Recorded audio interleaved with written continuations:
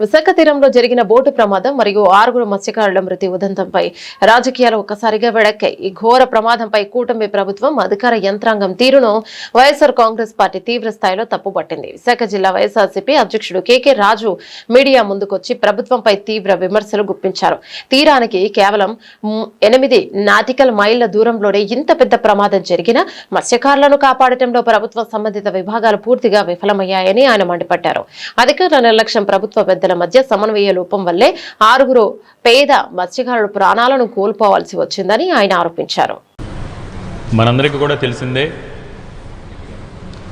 విశాఖపట్నం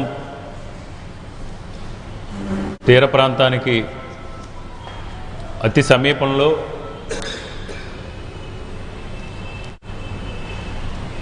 గత వారం రోజుల క్రితం విశాఖపట్నం ఫిషింగ్ హార్బర్ నుంచి వేటకు వెళ్ళిన మత్స్యకారుల సోదరులకు సంబంధించిన ఒక బోటు దురదృష్టవశాత్తు ప్రమాదానికి గురవటం, ఆ విషాదకరమైన ఆ సంఘటనలో 7 మత్స్యకారులున్న ఆ బోట్లో కారి చిన్న అనే మత్స్యకారు సోదరుడు బయటపడటం, మిగతా 6 సంబంధించి ఆచూకీ కూడా ఇప్పటివరకు కూడా తెలియకపోవటం, ప్రభుత్వ యంత్రాంగం, త్రిసభ్య కమిటీ ఈ 6 ఆచూకీని కూడా ఇంకా మేము కనుక్కునే పరిస్థితులు లేవు అని ప్రకటించి రెస్క్యూ ఆపరేషన్ కూడా నిలుపుదల చేయటం చాలా దురదృష్టకరం. కేవలం విశాఖపట్నం తీరానికి 8 నాటికల్ మైల్స్ దూరంలో జరిగిన ఈ దుర్ఘటనకు సంబంధించి పూర్తిగా వారిని రెస్క్యూ చేసి మత్స్యకారుల్ని రక్షించడంలో కానీ, ఆ సమాచారాన్ని త్వరితగతిన సంబంధిత డిపార్ట్మెంట్స్కి, కోస్ట్ గార్డ్ కావచ్చు, నేవీ కావచ్చు, మెరైన్ పోలీస్ కావచ్చు, ఫిషరీస్ డిపార్ట్మెంట్ కావచ్చు, జిల్లా రెవెన్యూ యంత్రాంగాన్ని కావచ్చు, వీరందరి మధ్య పూర్తిగా సమన్వయ లోపం ఉంది. సమన్వయ లోపంతో పాటు ఈ ప్రభుత్వ పెద్దలు బాధ్యతారాహిత్యంగా, నిర్లక్ష్యంగా వ్యవహరించడం వల్ల ఈరోజు ఆ కుటుంబాలు శోక సముద్రంలో మునుగున్నాయి.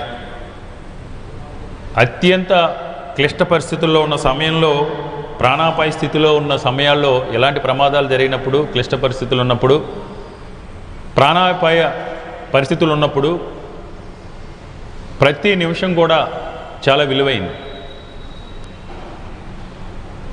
ఇలాంటి కష్ట సమయంలో కేవలం 8 నాటికల్ మైల్స్ దూరంలో ప్రమాదం జరిగితే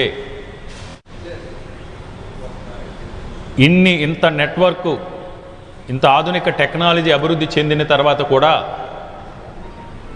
ఈ ప్రభుత్వం ఎక్కడైతే బోటు ప్రమాదం జరిగిందో ఆ సమీప ప్రాంతానికి చేరుకోవడానికి 20 గంటల సమయం పట్టిందంటే చాలా విచారించదగ్గ విషయం. ప్రభుత్వ యంత్రాంగం సమన్వయ లోపానికి, వారి బాధ్యత రాహిత్యానికి, వారి నిర్లక్ష్యానికి నిదర్శనం ఏంటంటే ఈ సంఘటన సమయంలో వారు వ్యవహరించిన తీరు. ఏది ఏమైనా ఈరోజు ప్రభుత్వ నిర్లక్ష్యమో, బాధ్యతారాహిత్యమో, లేకపోతే మత్స్యకారులన్నా, పేద ప్రజలన్నా పట్టని ఈ ప్రభుత్వ పెద్దల యొక్క వైఖరో ఈరోజు గల్లంతైన 6 కుటుంబాల్లోనూ కూడా అందులో 25 నుంచి 30 సంవత్సరాల మధ్య యువకులు కూడా ఉన్నారు.